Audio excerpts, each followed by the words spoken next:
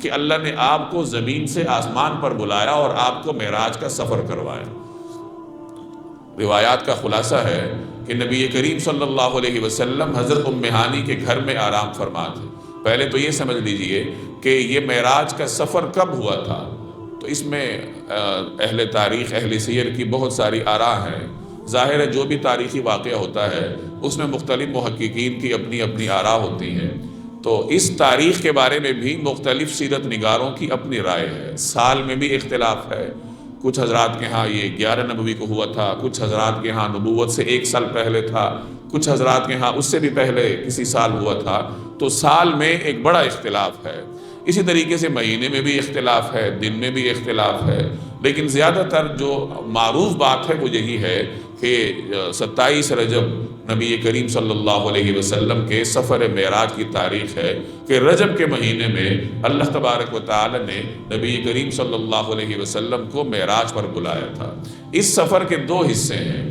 پہلا حصہ وہ ہے جب آپ علیہ السلام مکہ مکرمہ سے مسجد اقصی کی طرف گئے تھے، اور یہ سفر چونکہ رات کو ہوا تھا تو اس کو اسراء کہا جاتا ہے۔ مسجد حرام سے لے کر مسجد اقصی تک آپ صلی اللہ علیہ وسلم نے براق پر جو سفر فرمایا تھا اسے اسراء کہا جاتا ہے، اور مسجد اقصی سے لے کر ملأ اعلیٰ تک، 7 آسمانوں تک نبی کریم صلی اللہ علیہ وسلم نے جو سفر فرمایا اسے معراج کہا جاتا ہے۔ سفر کا پہلا حصہ یعنی مسجد حرام سے لے کر بیت المقدس تک، مسجد اقصی تک، یہ قرآن کریم میں وضاحت صراحت کے ساتھ موجود ہے۔ 15ویں پارے سورہ بنی اسرائیل کی پہلی آیت ہے، سبحان الذی اسری بعبدہ لیلا من المسجد الحرام الی المسجد الاقصی، کہ پاک ہے وہ ذات۔ یہ سفر اتنے عجائبات پر مشتمل تھا کہ اللہ نے اس سفر کے آغاز سے پہلے، اس سفر کے بیان کے آغاز سے پہلے اپنی صفت بیان فرمائی، سبحان، کہ کتنا پاک ہے وہ، کتنی بلندیوں کا مالک ہے۔ یعنی جو رب اتنی طاقتیں رکھتا ہے، اتنا اقتدار رکھتا ہے کہ وہ اپنے حبیب بندے کو چند لمحات سے بھی کم وقت میں مسجد حرام سے مسجد اقصی تک لے جا سکتا ہے، تو وہ رب کتنی بلندیوں کا مالک ہے۔ اللہ نے قرآن کریم میں جگہ جگہ اپنی نشانیاں ذکر کی ہیں، لیکن یہ جو معراج کا سفر ہے اس کی نشانیوں کو ذکر کرنے سے پہلے اللہ نے اپنی صفت سبحان ذکر کی کہ پاک ہے وہ رب۔ یعنی کسی کو شک اور شبے کی گنجائش نہیں ہونی چاہیے، کیونکہ جو رب یہ سفر کروا رہا ہے، جس رب نے نبی کریم صلی اللہ علیہ وسلم کو سفر کروایا ہے، وہ رب تمام تر پاکیوں کا مرجع ہے، تمام تر پاکیوں اور تقدیسات اور ہر قسم کے اقتدار اور قدرتوں کا مالک ہے، تو وہ ہر قسم کی قدرت رکھتا ہے۔ تو فرمایا کہ پاک ہے وہ ذات، الذی سبحان الذی اسری بعبدہ، جو راتوں رات، جس نے رات کو سفر کروایا اپنے بندے کو۔ اللہ نے یہاں نبی کریم صلی اللہ علیہ وسلم کی صفت عبدیت کو ذکر فرمایا، بعبدہ، اپنے بندے کو۔ یعنی یہاں اللہ نے صفت عبدیت کا ذکر اس لیے فرمایا، محققین فرماتے ہیں کہ رسول اللہ صلی اللہ علیہ وسلم کی جو صفت رسالت ہے اس کا تعلق بندوں کے ساتھ ہے۔ یعنی رسالت کا تعلق اوپر سے نیچے کے ساتھ ہے کہ اوپر سے پیغامات وصول کر کے نیچے بندوں تک پہنچاتے ہیں، اور عبدیت کا تعلق یہ نیچے سے اوپر کی جانب ہے کہ نبی کریم صلی اللہ علیہ وسلم اللہ کی بندگی کرتے ہیں، اللہ کی عبادت کرتے ہیں، اور یہ سفر بھی نیچے سے اوپر کی جانب ہو رہا تھا۔ تو اس وجہ سے یہاں اللہ تبارک و تعالی نے نبی کریم صلی اللہ علیہ وسلم کی صفت عبدیت کو ذکر فرمایا کہ پاک ہے وہ ذات جو راتوں رات لے گیا اپنے بندے کو، من المسجد الحرام الی المسجد الاقصی، رات کے چھوٹے سے حصے میں کہاں سے لے گیا؟ مسجد حرام سے لے کر مسجد اقصی۔ الذی بارکنا حولہ، یہ مسجد اقصی کی تعریف ہے، یعنی اس کے ماحول کی تعریف ہے، اس کے گرد و پیش کا تعارف ہے کہ مسجد اقصی کہاں پر ہے۔ تو فرمایا کہ اس علاقے میں ہے جس کے ارد گرد اللہ تبارک و تعالی نے برکتیں نازل کر رکھی ہیں۔ سرزمین شام، سرزمین فلسطین، یہ بابرکت سرزمین ہے، قرآن کریم میں اللہ نے اس کو بابرکت کہا۔ تو فرمایا کہ وہ مسجد اقصی جو سرزمین مبارکہ میں ہے، اللہ اپنے حبیب بندے کو رات کے تھوڑے سے حصے میں مسجد حرام سے لے کر وہاں تک لے گئے۔ کیوں؟ لِنُرِيَهُ مِنْ آیاتنا، تاکہ ہم ان کو اپنی نشانیاں دکھائیں۔ قرآن کریم میں جگہ جگہ مذکور ہے کہ اللہ پیغمبروں کو نشانیاں دکھاتا ہے۔ جیسے ابراہیم علیہ السلام کے بارے میں فرمایا وَكَذَلِكَ نُرِي إِبْرَاهِيمَ مَلَكُوتَ السَّمَاوَاتِ وَالْأَرْضِ، کہ اسی طریقے سے ہم نے ابراہیم کو زمین و آسمان اور یہ تمام تر جو نشانیاں ہیں یہ ہم نے ابراہیم علیہ السلام کو دکھائیں۔ اسی طرح موسیٰ علیہ السلام کے بارے میں ہے لِنُرِيَهُ مِنْ آيَاتِنَا الْكُبْرَى، تو یہ نشانیاں اللہ پیغمبروں کو دکھاتا ہے، اور ان کی حکمت یہ ہوتی ہے، ان کا ایک فائدہ یہ ہوتا ہے کہ اللہ تبارک و تعالیٰ کے حبیب بندے، یہ مقدس بندے حضرات انبیاء علیہ السلام، ان نشانیوں کو دیکھ کر ان کا شرح صدر، ان کی جو ایک روحانی طاقت ہے وہ اس درجے تک پہنچ جاتی ہے کہ پھر وہ رسالت کے راستے میں ہر مشکل سے مشکل گھڑی کو، ہر بڑی آزمائش کو ہنسی خوشی برداشت کر لیتے ہیں۔ تو اللہ تبارک و تعالی حضرات انبیاء کو نشانیاں دکھاتا ہے، اس کا ذکر بھی قرآن کریم میں کیا ہے۔ تو یہاں بھی مذکور ہے کہ تاکہ ہم نبی کریم صلی اللہ علیہ وسلم کو اپنی نشانیاں دکھائیں۔ اس سفر میں شروع سے لے کے آخر تک نشانیاں ہی نشانیاں جو اللہ نے رسول اللہ صلی اللہ علیہ وسلم کو دکھائیں۔ تو یہ سفر کا پہلا حصہ ہے۔ اور ایک اور بات سمجھ لیجئے کہ یہ سفر معراج کا، یہ نبی کریم صلی اللہ علیہ وسلم نے جسد مع روح فرمایا، یعنی اسی جسم مبارک کے ساتھ، جسم اور روح مبارک کے ساتھ نبی کریم صلی اللہ علیہ وسلم نے یہ سفر فرمایا ہے۔ یہ محض خواب نہیں ہے جیسے بعض لوگ سمجھتے ہیں کہ یہ خواب میں تھا۔ اگر یہ صرف خواب ہوتا تو اللہ تبارک و تعالیٰ اس کو اس قدر اہتمام سے ذکر نہ کرتا، کیونکہ جسم اور روح کے ساتھ اس کائنات کی حدود سے نکل کر آسمانوں میں جانا، ملائے اعلیٰ میں پہنچنا، یہ ایک بہت بڑا کمال ہے بنسبت اس کے کہ کوئی خواب میں یہ ساری سیر کرے۔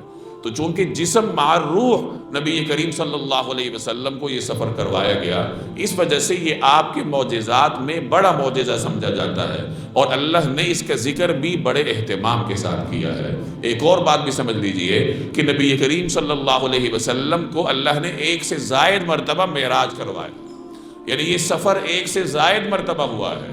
فرق یہ ہے کہ جسم اور روح کے ساتھ یہ سفر ایک مرتبہ ہوا ہے، اور 2 یا 3 مرتبہ خواب میں بھی اللہ تبارک و تعالیٰ نے نبی کریم صلی اللہ علیہ وسلم کو یہ سیر کروائی ہے اور یہ سفر کروایا ہے۔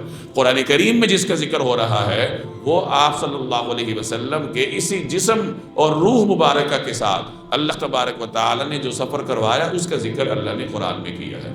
تو سفر کا جو پہلا حصہ ہے اس کا ذکر تو اس آیت میں ہے، وضاحت کے ساتھ، یعنی کھلے الفاظ کے ساتھ اللہ نے فرمایا کہ میں اپنے بندے کو رات کے تھوڑے سے حصے میں، چند لمحات میں مسجد حرام سے لے کر مسجد اقصی تک لے گیا۔ جہاں تک تعلق ہے دوسرے سفر کا، سفر کے دوسرے حصے کا، یعنی معراج کا، یہ تو اسراء ہوا نا، اور جو معراج ہے تو اس کا ذکر قرآن کریم میں وضاحت کے ساتھ نہیں ہے، اشارے کنائے میں، یعنی اس کے آیات کے مفہوم کا ایک حصہ ہے۔ سورۃ النجم کی جو ابتدائی آیات ہیں ان کی 2 تفاسیر کی جاتی ہیں، 2 طرح کے مفہوم بیان کیے جاتے ہیں۔ تو ایک مفہوم اس کا وہ بیان کیا جاتا ہے جس سے ثابت ہوتا ہے کہ نبی کریم صلی اللہ علیہ وسلم نے جو سفر فرمایا مسجد اقصی سے لے کر بارگاہ الہی تک، تو اس کا ذکر ہے، تو وہاں ضمنی طور پہ اس کا ذکر ہے۔ لیکن یہ بات تو یقینی ہے کہ نبی کریم صلی اللہ علیہ وسلم سے کثرت کے ساتھ روایات مروی ہیں جن میں آپ علیہ السلام نے اپنے اس پورے سفر کو بیان فرمایا۔ خلاصہ یہ نکلا کہ اس سفر کے 2 حصے ہیں۔ پہلا حصہ اسراء کہلاتا ہے جو مسجد اقصی سے لے کر بیت اللہ تک سفر ہوا ہے، بیت اللہ سے لے کر مسجد اقصی تک، یہ اسراء کہلاتا ہے، اور اس کا ذکر قرآن میں صراحت کے ساتھ۔ سفر کا جو دوسرا حصہ ہے جس میں مسجد اقصی سے لے کر آسمانوں تک حضور علیہ السلام تشریف لے گئے تھے، وہ معراج کہلاتا ہے، اور اس کا ذکر قرآن کریم میں تو ضمنی طور پر ہے لیکن احادیث میں صراحت کے ساتھ اس کا ذکر موجود ہے۔ اب جو بھی روایات اس باب میں مذکور ہیں ان کا خلاصہ یہ ہے کہ نبی کریم صلی اللہ علیہ وسلم مکہ مکرمہ میں اپنی چچزاد بہن حضرت ام ہانی رضی اللہ تعالی عنہ کے مکان میں آرام فرما رہے تھے۔ رات کا وقت تھا، آپ آرام فرما رہے تھے، اتنے میں چھت پھٹی ہے اور حضرت جبریل علیہ السلام کچھ فرشتوں کے ساتھ آتے ہیں، نبی کریم صلی اللہ علیہ وسلم کو جگایا اور آپ علیہ السلام کو اپنے ساتھ لے کر حتیم تشریف لے گئے، حتیم چلے گئے۔ حتیم میں جا کے جناب نبی کریم صلی اللہ علیہ وسلم پھر آرام فرمانے لگے، تو حضرت جبرائیل اور حضرت میکائیل نے آپ علیہ السلام کو جگایا اور آپ صلی اللہ علیہ وسلم کی سینہ اقدس کو چاک کیا، یعنی سینہ اقدس کی سرجری کی 2 حصوں میں اسے تقسیم کیا، اور آپ کے قلب اتھر کو نکالا اور جنت سے ایک پلیٹ میں وہ اپنے ساتھ کچھ برف لے کر آئے تھے، تو اس کے ذریعے نبی کریم صلی اللہ علیہ وسلم کے قلب اتھر کے ساتھ انہوں نے کوئی عمل کیا، دوبارہ قلب اتھر واپس رکھا اور آپ کی سینہ مبارک کو پھر درست کر دیا۔ اس عمل کو سیرت کے اصطلاح میں شق صدر کہتے ہیں، اور آپ میں سے بہت سارے واقف ہوں گے کہ یہ عمل آپ علیہ السلام کے ساتھ 4 مرتبہ ہوا ہے۔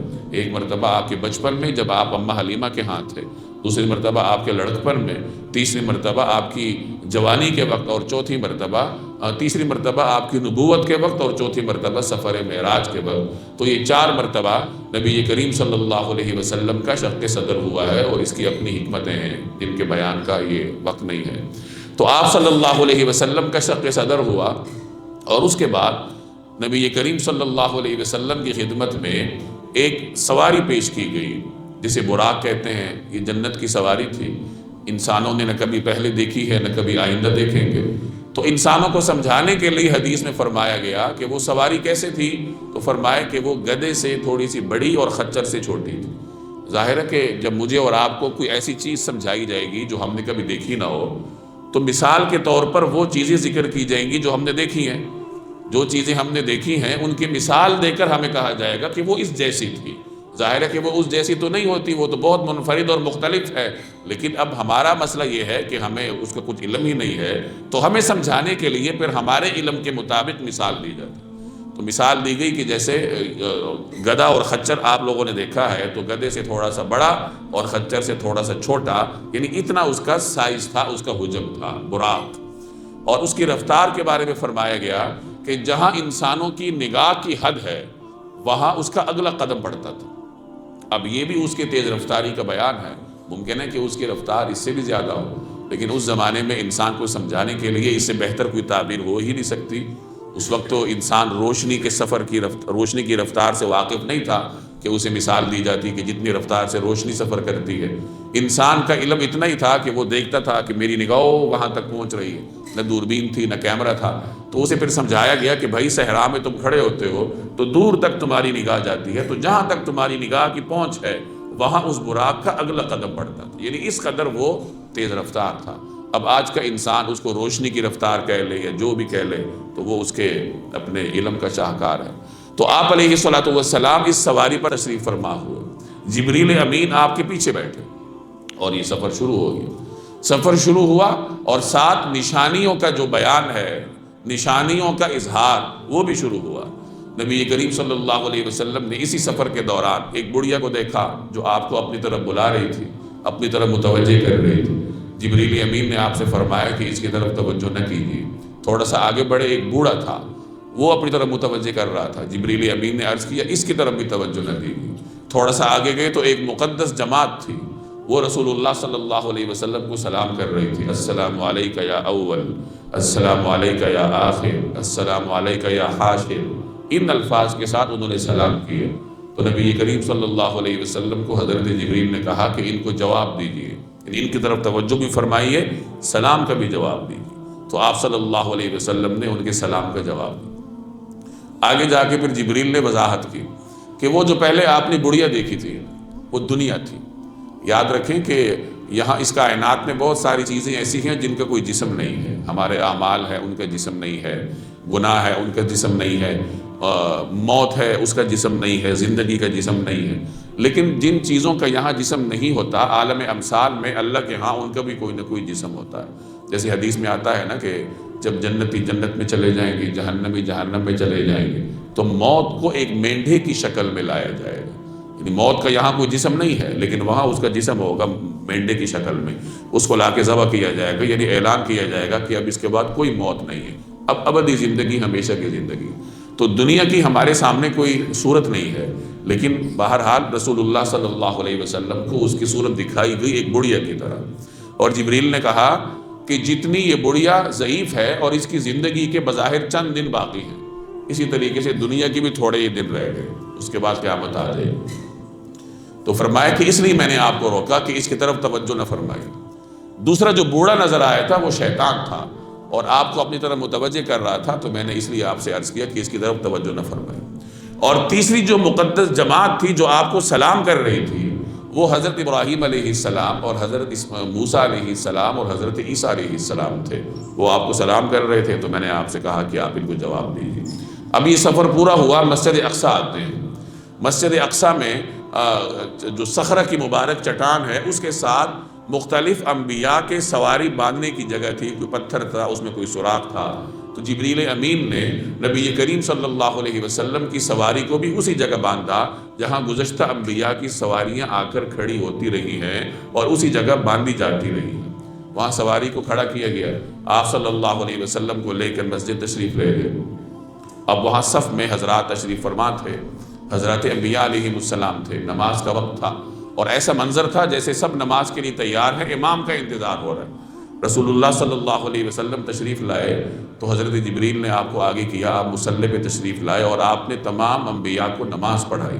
یہ گویا کہ اس بات کا اظہار تھا کہ محمد الرسول اللہ یہ صرف عام انسانوں کے نبی نہیں ہیں بلکہ یہ انبیاء کے بھی نبی ہیں. یہ امام الانبیاء ہیں، یہ خاتم المرسلین ہیں. نبی کریم صلی اللہ علیہ وسلم نے انہیں نماز پڑھائی اور نماز کے بعد پھر انبیاء سے کچھ بات چیت ہوئی اور وہ بات چیت اللہ کی حمد پر مشتمل تھی. ہر پیغمبر نے اپنے انداز سے اللہ کی حمد کو بیان کیا.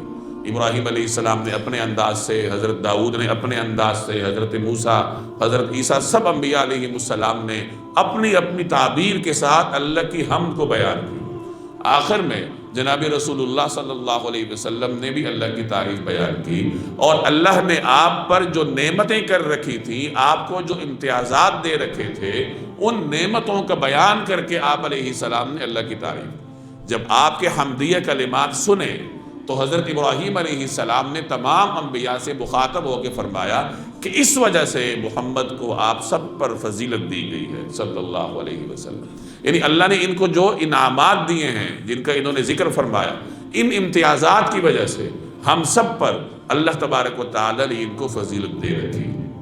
یہ آپ کے سفر کا پہلا حصہ جس میں حضرات انبیاء علیہ السلام سے آپ کی ملاقات ہوئی. اب آپ کے سفر کا اگلا حصہ شروع ہوتا ہے. جب آپ نے آسمانوں پر جانا تھا اس کے لیے ایک سیڑھی اتاری گئی. مختلف روایات ہیں. بعض روایات میں آتا ہے کہ اسی براق کو اوپر اٹھایا گیا اور بعض روایات میں آتا ہے کہ ایک سیڑھی اتاری گئی. براق کا کام زمین پہ سفر کروانا تھا. اب جو اوپر خلا میں اوپر کی طرف سفر ہے تو اس کے لیے اللہ نے سیڑھی نازل کی. نبی کریم صلی اللہ علیہ وسلم اس سیڑھی پر جلوہ افروز ہوئے اور اس نے پلک جھپکنے میں آپ علیہ الصلوۃ والسلام کو پہلے آسمان تک پہنچایا. اب آسمانوں کے اپنے دربان ہیں جن کا ذکر ہے احادیث میں. تو جبریل سے دربان نے پوچھا کہ کون ہو؟ تو جبریل نے بتایا کہ میں ہوں اور میرے ساتھ محمد صلی اللہ علیہ وسلم ہیں. تو دربان نے پوچھا کہ کیا آنے کی اجازت ملی ہے، بلایا گیا ہے؟ تو جبریل نے کہا ہاں بلایا گیا ہے. تو دروازے کھلے. آپ صلی اللہ علیہ وسلم جبریل کے ساتھ پہلے آسمان پر تشریف لے گئے. پہلے آسمان پر آپ کی ملاقات حضرت آدم علیہ السلام سے ہوئی. حضرت آدم علیہ السلام کے پاس جب آپ گئے تو حضرت آدم نے ان الفاظ کے ساتھ آپ کا استقبال کیا، مرحبا بالابن الصالح والنبی الصالح. یعنی ایک صالح بیٹے اور صالح پیغمبر کو میں خوش آمدید کہتا ہوں. آدم علیہ السلام کے دائیں اور بائیں طرف چھوٹی چھوٹی بے شمار مخلوقات تھیں. وہ جب دائیں طرف دیکھتے تھے تو ہنس پڑتے تھے، بائیں طرف دیکھتے تھے تو رو پڑتے تھے. تو بعد میں بتایا گیا کہ دائیں طرف ان کی وہ اولاد ہے جو جنتی ہے. یعنی آدم علیہ السلام کی جتنی اولاد میں جنتی ہے وہ سب ان کے دائیں جانب ہے. یہ جب ان کی طرف دیکھتے ہیں تو خوش ہوتے ہیں. اور بائیں طرف وہ اولاد ہے جو جہنمی ہے، ان کی طرف دیکھتے ہیں تو رو پڑتے ہیں. باپ ہیں، پورے عالم انسانیت کے باپ ہیں. آدمی اپنے ایک بیٹے کی ناکامی برداشت نہیں کر سکتا. آدم علیہ السلام کے تو بے شمار بیٹے ہیں، بے شمار اولاد ہے، تو وہ اہل جہنم پر کڑتے ہیں، پریشان ہوتے ہیں. وہاں سے دوسرے آسمان پر آپ تشریف لے گئے. دوسرے آسمان پر آپ کی ملاقات حضرت یحییٰ اور حضرت عیسیٰ علیہ السلام سے ہوئی. وہاں سے تیسرے آسمان پر گئے تو تیسرے آسمان پر ملاقات حضرت یوسف علیہ السلام سے ہوئی. چوتھے آسمان پر ملاقات حضرت ادریس علیہ السلام سے ہوئی. پانچویں آسمان پہ حضرت ہارون علیہ السلام سے ملاقات ہوئی. چھٹے آسمان پہ حضرت موسیٰ علیہ السلام سے ملاقات ہوئی. اور ساتویں آسمان پہ حضرت ابراہیم علیہ السلام سے ملاقات ہوئی. روایات میں آتا ہے کہ حضرت ابراہیم علیہ السلام بیت المعمور کے ساتھ ٹیک لگا کے بیٹھے. بیت المعمور یہ فرشتوں کا قبلہ ہے. جیسے انسانوں کا قبلہ بیت اللہ کہلاتا ہے، فرشتوں کا قبلہ بیت المعمور کہلاتا ہے. اور وہ بیت اللہ کے بالکل اوپر ہے، محاذات میں ہے. یعنی اگر اوپر سے اس کو نیچے نازل کیا جائے تو وہ سیدھا بیت اللہ کے اوپر آئے، اور روزانہ 70,000 فرشتے اس کا طواف کرتے ہیں۔ ایک مرتبہ جو فرشتہ طواف کر لے تو زندگی بھر یعنی قیامت تک دوبارہ اس کی باری نہیں آتی۔ فرشتے اتنے کثرت پہ ہے، اللہ کی معصوم اور پاکیزہ مخلوق۔ حضرت ابراہیم علیہ السلام کے ساتھ جب آپ کی ملاقات ہوئی تو اس کے بعد آپ کو اوپر بلند کیا گیا۔ 7ویں آسمان پہ ایک بیری کا درخت ہے جسے سدرۃ المنتہا کہا جاتا ہے۔ سدرہ کہتے ہیں عربی زبان میں بیری کے درخت، اور منتہا کہتے ہیں آخر کو۔ یہ ایک یوں سمجھ لیں کہ ایک سٹیشن کی حیثیت رکھتا ہے۔ اس سے اوپر اللہ کی بارگاہ سے جتنے احکام نازل ہوتے ہیں تو سدرۃ المنتہا پہ آ کے رک جاتے ہیں۔ یہاں سے پھر فرشتے ان کو وصول کرتے ہیں اور اللہ کے حکم کے مطابق روئے زمین پر اس کو نافذ کرتے ہیں۔ تو سدرۃ المنتہا کے پاس آپ تشریف لے گئے، اس کا معائنہ فرمایا، اور یہی آپ علیہ الصلوۃ والسلام کو جنت اور جہنم بھی دکھائی گئی۔ جنت تو ہے ہی 7ویں آسمانوں پہ، تو جنت کی بھی اللہ تبارک و تعالیٰ نے آپ کو سیر کروائی، اور مختلف اہل جہنم کا بھی اللہ نے آپ کو معائنہ کروایا۔ مثلا آپ نے دیکھا کہ ایک شخص ہے جو کہ جس کے ہونٹ بہت بڑے بڑے ہیں، یعنی کچھ ایسے لوگ ہیں جن کے ہونٹ بہت بڑے بڑے ہیں اور وہ آگ کے پتھر اٹھا اٹھا کے پیٹ میں ڈال رہے ہیں۔ تو آپ نے پوچھا کہ یہ کون لوگ ہیں؟ تو جبریل نے عرض کیا کہ یہ وہ لوگ ہیں جو دنیا میں یتیموں کا مال کھاتے تھے۔ یتیموں کے مال کھانے کے بارے میں کہا گیا نا کہ جو لوگ یتیموں کا مال کھاتے ہیں تو وہ اپنے پیٹ میں آگ بھرتے ہیں، تو قیامت کے دن وہ اس طریقے سے آگ کے بڑے بڑے پتھر ڈھیلے اٹھا اٹھا کے منہ میں ڈالیں۔ اسی طرح کسی اور کو دیکھا گیا، ایک اور کو دیکھا آپ نے جس کے سامنے تازہ گوشت پڑا ہوا تھا اور سائڈوں پہ بدبودار خراب گوشت پڑا ہوا تھا، تو وہ لوگ تازہ گوشت کی طرف التفات نہیں کرتے اور بدبودار خراب سڑا ہوا گوشت اٹھا اٹھا کے منہ میں ڈالتے ہیں۔ تو پوچھا کہ یہ کون ہیں؟ تو بتایا گیا کہ یہ بے حیائی کا ارتکاب کرنے والے لوگ ہیں جنہیں اللہ نے دنیا میں پاکیزہ بیویاں پاکیزہ جوڑے عطا کیے تھے، لیکن یہ ان کو چھوڑ کر ناجائز تعلقات قائم کرتے تھے، تو اللہ نے یہاں ان کو یہ سزا دی ہوئی۔ اسی طرح کچھ اور لوگوں کو دیکھا کہ جن کا سر کچلا جا رہا تھا، سر کچلا جاتا پھر ٹھیک ہوتا، پھر کچلا جاتا پھر ٹھیک ہوتا۔ تو پوچھا کہ یہ کون لوگ ہیں؟ تو بتایا گیا کہ یہ وہ لوگ ہیں جو دنیا میں نمازوں میں سستی کرتے تھے۔ پھر دیکھا کہ کچھ اور لوگ ہیں جن کے پیٹ بہت بڑے بڑے ہیں، وہ اٹھ ہی نہیں پا رہے۔ پوچھا یہ کون لوگ ہیں؟ تو بتایا گیا کہ یہ وہ لوگ ہیں جو دنیا میں سود کھاتے تھے۔ تو ان تمام لوگوں کا اور یہ جو جہنم کے مناظر آئندہ ہونے تھے، اللہ تبارک و تعالیٰ نے نبی کریم صلی اللہ علیہ وسلم کو یہاں ان کا معائنہ کروایا۔ اسی طرح جنت کے بھی مختلف مناظر آپ نے دیکھے۔ جنت کو آپ نے دیکھا کہ اس کی مٹی بہت خوشبودار ہے اور اس کے گنبد بڑے شاندار ہیں۔ جب آپ کی ملاقات حضرت ابراہیم علیہ السلام سے ہوئی تو حضرت ابراہیم علیہ السلام نے فرمایا کہ اے محمد صلی اللہ علیہ وسلم اپنی امت کو میرا سلام پہنچائیے۔ حضرت ابراہیم علیہ السلام نے پوری امت کو سلام پہنچایا، تو فرمایا کہ اپنی امت کو میرا سلام پہنچائیے اور ان سے فرما دیجیے کہ جنت کی مٹی بڑی خوشبودار ہے، لیکن وہ ہے ایک بیابان، آباد تم نے خود کرنا ہے، اور اس کی آبادی کیا ہے؟ سبحان اللہ، الحمدللہ، لا الہ الا اللہ۔ یعنی انسان نے اپنی جنت خود آباد کرنی ہے، خود تعمیر کرنی ہے، اپنے لیے وہاں محلات کا انتظام، وہاں باغات کا انتظام، اپنے لیے خوبصورتی کا انتظام انسان خود کرتا ہے اسی روئے زمین پہ یہاں بیٹھ کے۔ جتنی زیادہ عبادات کرے گا اسی قدر اللہ اس کے لیے اس کی جنت کو سجائے گا، ورنہ جنت ایک بیابان ہے۔ جنتی خود اپنی عبادات اور اللہ کی رحمت سے وہاں اپنے لیے انتظام کرتا ہے۔ تو آپ علیہ الصلوۃ والسلام نے یہ مناظر دیکھے، سدرۃ المنتہا سے پھر آپ کو اوپر لے جایا گیا، اور وہاں آپ نے یعنی اس مقام کو صریف الاقلام کہتے ہیں۔ یہ وہ مقام ہے جہاں اللہ کے حکم سے تقدیر کے قلم مسلسل لکھنے میں لگے ہوئے، تقدیر یعنی قلم چلنے کی آواز آ رہی تھی، اور یہ قلم تقدیر کا قلم تھا جو مسلسل اللہ کے حکم کو لکھ رہا تھا، اللہ کے فیصلوں کو لکھ رہا تھا۔ یعنی یہاں سے گویا کہ احکامات لکھے جاتے تھے، نیچے سدرۃ المنتہا پہ آتے تھے، اور وہاں سے پھر فرشتے ان کو وصول کر کے پھر اللہ کے حکم کے مطابق کائنات میں روئے زمین میں نافذ کرتے تھے۔ تو اس مقام تک بھی آپ کو پہنچائے، اور اس کے بعد آپ کی بلندیاں چلتی رہی، یہاں تک کہ وہ مرحلہ آیا جب جبریل نے عرض کیا کہ اب اس کے آگے میں بھی نہیں جا سکتا، میری رسائی بس یہاں تک ہے۔ تو وہاں سے آگے نبی کریم صلی اللہ علیہ وسلم کو ایک مخمل کی مسند پر اوپر براہ راست اللہ تبارک و تعالیٰ کی بارگاہ میں اٹھایا گیا۔ وہاں رسول اللہ صلی اللہ علیہ وسلم سجدہ ریز ہوئے، پھر اللہ تبارک و تعالیٰ نے آپ سے خطاب فرمایا جس کا ذکر سورۃ النجم میں ہے، فَأَوْحَى إِلَىٰ عَبْدِهِ مَا أَوْحَى، اللہ تبارک و تعالیٰ نے اپنے حبیب بندے کی جانب وہی بھیجی جو بھی اللہ نے بھیجنی تھی۔ اور اسی موقع پہ اللہ نے نبی کریم صلی اللہ علیہ وسلم کو نمازوں کا تحفہ عطا فرمایا۔ آپ جانتے ہیں ابتدا میں 50 نمازیں فرض تھیں۔ آپ صلی اللہ علیہ وسلم اللہ کی جانب سے نمازوں کا یہ تحفہ لے کر جب واپس آ رہے تھے اور چھٹے آسمان پہ حضرت موسیٰ علیہ السلام کے پاس سے گزر ہوا، تو حضرت موسیٰ نے پوچھا کہ کیا لے کر آئے ہیں؟ تو آپ نے فرمایا کہ 50 نمازیں ہیں۔ تو موسیٰ علیہ السلام نے فرمایا کہ میں نے بنی اسرائیل کا تجربہ کیا ہے، تو آپ کی امت اس کتاب نہیں لا سکے گی، 50 نمازیں نہیں پڑھ پائے گی، تو آپ اللہ کی خدمت میں جائیے، نمازوں میں کمی کروائیے۔ نبی کریم صلی اللہ علیہ وسلم واپس گئے اور اللہ کی بارگاہ میں عرض کر کے نمازوں میں کمی کروائی، 5 نمازیں کم ہوئیں، 45 ہو گئیں۔ تو موسیٰ علیہ السلام کے پاس سے جب گزر ہوا، انہوں نے کہا کہ اور کم کروائیں۔ اس طریقے سے یہ کئی مرتبہ یہ واقعہ ہوا کہ آپ تشریف لاتے، موسیٰ علیہ السلام فرماتے کہ یہ اب بھی زیادہ ہے۔ تو جب 5 رہ گئیں تو پھر بھی موسیٰ علیہ السلام نے فرمایا کہ اور کم کروا لیں۔ تو نبی کریم صلی اللہ علیہ وسلم نے فرمایا کہ اب اس کے بعد مجھے حیا آتی۔ تو جب آپ وہاں سے آگے روانہ ہوئے 5 نمازیں لے کر، تو پیچھے سے آواز آئی غیب سے کہ نمازیں تو 5 ہیں، لیکن میری طرف سے ثواب 50 کا ہی ملے گا۔ میں نے جو 50 مقرر کر رکھی تھی وہ اپنی جگہ ہیں، لیکن اس طریقے سے کہ ایک آدمی 1 نماز پڑھے گا تو اس کو ثواب 10 کا ملے گا، 5 پڑھے گا تو اس کو ثواب 50 کا ملے گا۔ یہ اللہ تبارک و تعالیٰ کی رحمت ہے۔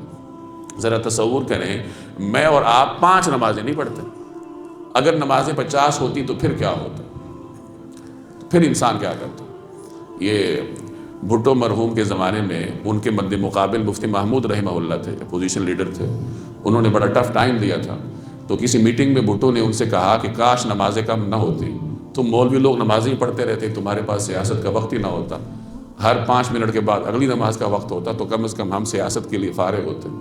تو بہرحال اللہ تبارک و تعالیٰ نے یہ امت کے ساتھ احسان کا معاملہ فرمایا کہ نمازیں 5 ہیں لیکن ثواب کتنا ملے گا؟ 50 کا ملے گا۔ جب آپ صلی اللہ علیہ وسلم کو واپس اتارا گیا اور پھر دوبارہ مسجد اقصیٰ سے لے کر مسجد حرام مکہ مکرمہ تک کا سفر ہوا، تو راستے میں کئی چیزیں آپ نے دیکھی۔ آپ نے قافلہ دیکھا جو کہ مکہ کی جانب رواں دواں تھا، اس قافلے والوں کا ایک اونٹ گم ہو گیا تھا، وہ اونٹ تلاش کر رہے تھے، تو نبی کریم صلی اللہ علیہ وسلم نے انہیں بتایا کہ تمہارا اونٹ فلاں جگہ پر ہے۔ اسی طریقے سے قافلے کے لوگ آرام کر رہے تھے، ان کا کچھ پانی رکھا ہوا تھا، آپ صلی اللہ علیہ وسلم نے وہ پانی نوش فرمایا۔ اور یہی قافلے والوں کے ساتھ جو آپ کا یہ کچھ تعامل ہوا، یعنی بات چیت ہوئی، یہی بعد میں اہل مکہ کے اوپر حجت بھی بنا، جس کا ذکر میں آگے جا کے کروں۔ تو آپ علیہ الصلوۃ والسلام جب واپس تشریف لائے تو یہ سارا سفر اس طریقے سے ہوا تھا کہ روئے زمین پر ابھی ایک لمحہ بھی نہیں گزرا تھا، وقت رکا ہوا تھا۔ جہاں سے آپ تشریف لے گئے تھے وہ کواڑ ابھی ہل رہے تھے، یعنی اسی طریقے سے صورتحال تھی جو آپ کے جانے سے پہلے تھی۔ نبی کریم صلی اللہ علیہ وسلم کی عادت مبارکہ تھی کہ جو بھی اللہ کی جانب سے نشانیاں آپ کو عطا ہوتی تو آپ اہل مکہ میں اس کا اعلان فرماتے۔ اب یہ اللہ کی بہت بڑی نشانی تھی۔ تو اگلے دن جب اہل مکہ مسجد حرام میں بیٹھے تھے، ان کی مجلسیں لگی ہوئی تھی، تو نبی کریم صلی اللہ علیہ وسلم نے اپنے اس سفر کا ان کے سامنے اعلان فرمایا۔ اب یہ ایسی بات تھی کہ اس کو وہی قبول کر سکتا تھا جس کو اللہ نے مضبوط ایمان سے نوازا ہوا۔ قریش کو تو ایک موقع ہاتھ آ گیا افواہیں اڑانے کا۔ قریش تو ایک طرف رہے، کئی ایسے مسلمان جو نئے نئے مسلمان ہوئے تھے اور جن کے دلوں میں ابھی ایمان راسخ نہیں ہوا تھا، اس واقعے کو سن کر وہ بھی ڈگمگا گئے کہ ایسے کیسے ہو سکتا ہے کہ ایک لمحے میں یہ سارا سفر ہو۔ سردار کہنے لگے کہ آپ بات کرتے ہیں کہ آپ مسجد اقصیٰ تک گئے راتوں رات، ہم جب جاتے ہیں تو پورا مہینہ اونٹوں کو تھکا دیتے ہیں، یعنی اونٹ ہمیں لے کے پورا مہینہ سفر کرتے ہیں، پھر جا کے ہم پہنچتے ہیں، پھر 1 مہینہ کا سفر کرتے ہیں، پھر واپس آتے ہیں، اور آپ کہہ رہے ہیں کہ میں راتوں رات مسجد اقصیٰ تک گیا، پھر وہاں سے اوپر بھی گیا۔ تو اس طریقے سے چہمگوئیاں شروع ہو گئی، اور یہ چہمگوئیاں بڑھتے بڑھتے یہ ابو بکر صدیق تک پہنچ گئی۔ ان کے پاس لوگ گئے اور جا کر کہنے لگے، لوگوں نے یہ سمجھا کہ آج موقع ہے کہ ہم ابو بکر کو لاجواب کریں گے کہ اس واقعے کی وہ کیسے دفاع کرے۔ چنانچہ وہ گئے اور جا کر کہا کہ لو تمہارے صاحب تو یہ بات کر رہے ہیں۔ پوچھا کیا کہتے ہیں؟ تو لوگوں نے کہا کہ وہ کہتے ہیں کہ اس طریقے سے وہ راتوں رات مسجد اقصیٰ گئے اور وہاں سے آسمانوں پر گئے، تو کیا اس کو بھی مانو گے؟ ابو بکر نے بغیر سوچے سمجھے کہا کہ اگر انہوں نے کہا ہے تو ابو بکر مانتا ہے، اور پھر انہوں نے کہا کہ ابو بکر تو اس سے بھی بڑی چیزیں مانتا ہے کہ وہ کہتے ہیں کہ میرے پاس آسمانوں سے وحی آتی ہے، اللہ کا پیغام آتا ہے، ابو بکر اس کو مانتا ہے، تو اب وہ آسمانوں پر تشریف لے گئے تو یہ اگر وہ فرما رہے ہیں تو بالکل سچ فرما رہے ہیں۔ اور اسی وجہ سے نبی کریم صلی اللہ علیہ وسلم نے حضرت ابو بکر کو صدیق کا لقب عطا کیا تھا۔ یعنی اس ماحول میں جب ہر طرف افواہوں کا بازار گرم تھا اور ابو بکر صدیق نے فوری آپ کی تصدیق فرمائی، اہل مکہ کے منہ بند کیے، تو بارگاہ نبوت سے ان کو صدیق کا خطاب عطا ہوا۔ اب جب یہ چیمگوئیاں بڑھنا شروع ہوئی تو لوگوں نے کہا کہ ہم نبی کریم صلی اللہ علیہ وسلم سے سوال کریں گے۔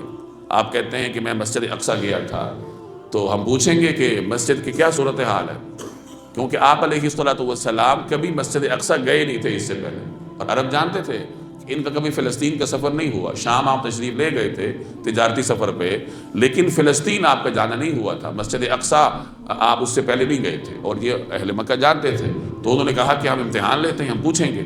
ابو بکر صدیق کو جب معلوم ہوا تو وہ آئے آپ علیہ الصلوۃ والسلام کے، اور آپ کی خدمت میں عرض کیا کہ اے اللہ کے نبی، اس طریقے سے مکہ والے آپ سے سوال کریں گے، تو آپ کو تو معلوم ہے، آپ تشریف لے گئے ہیں، اور ظاہر ہے کہ میں مانتا ہوں آپ تشریف لے گئے ہیں، آپ مجھے ان کے دروازے بتائیے، میں وہاں کثرت سے گیا ہوں تو میں پھر تصدیق کرتا جاؤں گا۔ تو نبی کریم صلی اللہ علیہ وسلم مسجد اقصیٰ کی جو محل وقوع ہے، اس کا جو جغرافیہ ہے، اس کے دروازے ہیں اور مختلف جو اس کی عمارت ہے، آپ صلی اللہ علیہ وسلم اس کو بیان فرماتے گئے۔ روایات میں آتا ہے کہ اللہ نے اس وقت مسجد اقصیٰ کو آپ کے سامنے کر دیا تھا، تو آپ ملاحظہ فرما کر اس کا جواب دے رہے تھے۔ ابو بکر صدیق سن کے عرض کر رہے تھے کہ میں مانتا ہوں، میں تصدیق کرتا ہوں، آپ سچ فرما رہے ہیں۔ تو اس طریقے سے اہل مکہ کو ان کے سوال کا جواب مل گیا۔ پھر انہوں نے کہا کہ ہمیں کوئی اور نشانی بتائیے، تو نبی کریم صلی اللہ علیہ وسلم نے اسی قافلے کی بات بتائی۔ انہوں نے پوچھا کہ ہمیں کوئی اور نشانی بتائیے کہ آپ نے سفر کیا ہے، تو آپ صلی اللہ علیہ وسلم نے فرمایا کہ اس طریقے سے راستے میں ایک قافلہ تھا، اور ان کا ایک اونٹ گم ہوا تھا، اور اس طریقے سے ان کا پانی تھا، ان کے ساتھ میری اس طریقے سے بات چیت ہوئی تھی۔ پھر آپ نے فرمایا کہ قافلہ آ رہا ہے، سفر میں ہے، اور آگے اس کے اس طریقے سے ایک دو اونٹ ہیں، اور آپ نے یہ بھی فرمایا کہ وہ بدھ کے دن مغرب سے پہلے پہنچ جائے گا۔ اب اللہ کا کرنا ایسا ہوا کہ قافلے کو آنے میں کچھ تاخیر ہو گئی، بدھ کے دن غروب ہونے والا تھا، قافلہ پہنچا نہیں تھا، لوگ انتظار میں تھے۔ تو آپ علیہ الصلوۃ والسلام نے اللہ سے دعا کی تو اللہ نے سورج کو روک دیا۔ یہ ایک اگلا معجزہ تھا آپ کا، سورج کو اللہ نے روک دیا، اور عصر کا وقت طویل ہوا، وہ قافلہ پہنچا۔ قافلے والوں سے لوگوں نے سوال کیا کہ تمہارا اونٹ گما تھا، اس طریقے سے تمہارے ساتھ حالات درپیش ہوئے تھے۔ انہوں نے کہا ہاں۔ یہ ساری چیزیں جب انہوں نے دیکھ لیں اور کوئی سوال بن نہ پڑا، تو آخر میں ولید بن مغیرہ نے کہا کہ یہ تو بہت بڑا جادوگر ہے۔ یعنی جب ہر سوال کا جواب ملا اور اب کرنے کی کوئی بات نہ رہی، تو اہل مکہ کا جو پرانا وتیرہ تھا کہ یہ تو جو بہت بڑے جادوگر ہے، اور انہوں نے قافلے پر بھی جادو کر دیا، انہوں نے سب پر جادو کر دیا، اب ان کے پاس کہنے کو یہی بات رہ گئی تھی۔ تو یہ جناب رسول اللہ صلی اللہ علیہ وسلم کی حیات مبارکہ میں، آپ کی معجزات کی تاریخ میں ایک بڑا معجزہ ہے جو اللہ تبارک و تعالی نے سفر معراج کی صورت میں آپ کو عطا فرمایا۔ آج کل کے جدید اصطلاحات میں آپ کہہ سکتے ہیں کہ اس سفر میں جناب رسول اللہ صلی اللہ علیہ وسلم کو اللہ نے جہاں بہت سارے امتیازات عطا فرمائے، وہاں یہ 3 امتیاز بھی اللہ نے آپ کو عطا کی۔ ایک تو یہ کہ اللہ نے آپ کو ماضی کا سفر کروایا۔ ہمارے ہاں فزکس میں ایک اصطلاح مشہور ہے نا، ٹائم ٹریول کی، جس میں ماضی کا سفر بھی ممکن ہے، اگرچہ کسی نے کیا یا نہیں کیا وہ ایک الگ بحث ہے۔ صدیوں آگے کا سفر بھی ممکن ہے۔ تو اللہ تبارک و تعالی نے نبی کریم صلی اللہ علیہ وسلم کو ماضی کا سفر کروایا، وہ صدیوں قرآن پیچھے حضرات انبیاء علیہ السلام سے آپ کی ملاقاتیں ہوئیں اور یہ سارا کچھ، اور صدیوں آگے سفر بھی کروایا کہ جنت اور جہنم کے مناظر اللہ نے آپ کو دکھائے جو قیامت کے بعد وقوع پذیر ہونے تھے۔ اور تیسرا یہ کہ اللہ تبارک و تعالی نے نبی کریم صلی اللہ علیہ وسلم کے لیے وقت کو روک دیا تھا، اور یہ آپ بھی جانتے ہیں، یہ فزکس کے طلباء اس کو بہتر طریقے سے جان سکتے ہیں۔ یہ میرے خیال میں جو آئنسٹائن کا نظریہ اضافیت ہے کہ جب کوئی جسم روشنی کی رفتار سے سفر کرتا ہے تو اس کے لیے وقت کو روک دیا جاتا ہے۔ تو بہرحال ایک ضمنی طور پہ ایک بات سمجھ لیں کہ نبی کریم صلی اللہ علیہ وسلم کے جتنے بھی معجزات تھے، معجزہ یہ ناممکن نہیں ہوتا، اس میں قوانین فطرت کار فرما ہوتے ہیں، لیکن اتنا اعلیٰ قانون فطرت کار فرما ہوتا ہے کہ عام لوگوں کی وہاں تک رسائی نہیں ہوتی۔ تو معجزہ یہ ناممکن چیز کا نام نہیں ہے، ہاں یہ غیر معمولی چیز کا نام ہے۔ یا یوں کہہ لیں کہ ایسی چیز ہے جو عام طور پر لوگوں کے معمول میں نہیں ہوتی، لوگ اس سے واقف نہیں ہوتے، اور اس میں قوانین فطرت میں سے وہ اعلیٰ ترین قانون فطرت کار فرما ہوتا ہے جس کو لوگ نہیں سمجھتے۔ اب جیسے جیسے دنیا ترقی کر رہی ہے تو سائنس کی مدد سے، اپنے مشاہدات کی مدد سے لوگ معجزات کو سمجھتے ہیں، یعنی سائنس کی مدد سے معجزات کی تفہیم ممکن ہے۔ یہ الگ بات ہے کہ مسلمان کے لیے تو یہی چیز کافی ہے کہ نبی کریم صلی اللہ علیہ وسلم کا فرمان ہے، اور آپ کا فرمان جب صحیح سند کے ساتھ مسلمان تک پہنچ جاتا ہے اس کو پھر کسی اور چیز کی ضرورت نہیں ہوتی۔ لیکن بہرحال لوگوں کو سمجھانے کے لیے، دوسرے لوگوں تک ابلاغ کے لیے اگر ان چیزوں کا سہارا لیا جائے تو معجزات کی تفہیم ان سائنسی نظریات اور جدید جو علوم ہیں ان کی مدد سے بہتر طریقے سے کی جا سکتی ہے۔ یعنی آج سے پہلا انسان ان چیزوں کی اس طرح تشریح نہیں کر سکتا تھا جس طرح آج کا انسان اور خاص طور پر فزکس کا طالب علم کر سکتا ہے، اگر وہ تھوڑا بہت اپنے علم کے ساتھ دین کو بھی پڑھنے کی کوشش کرے۔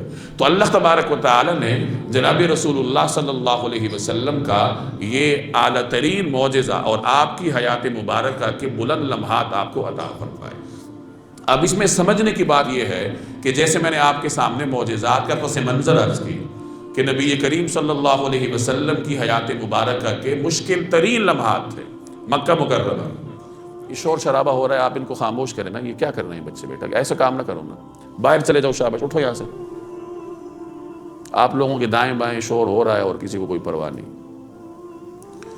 میں عرض کر رہا تھا کہ اللہ تبارک و تعالی نے یہ معجزہ آپ کو کن حالات میں عطا فرمایا، اس پر غور کرنے کی ضرورت ہے۔ جیسے میں نے پس منظر میں عرض کیا کہ آپ کی حیات مبارکہ کے مشکل ترین لمحات تھے، احد سے بھی مشکل دن آپ پہ گزرا تھا طائف کی صورت میں۔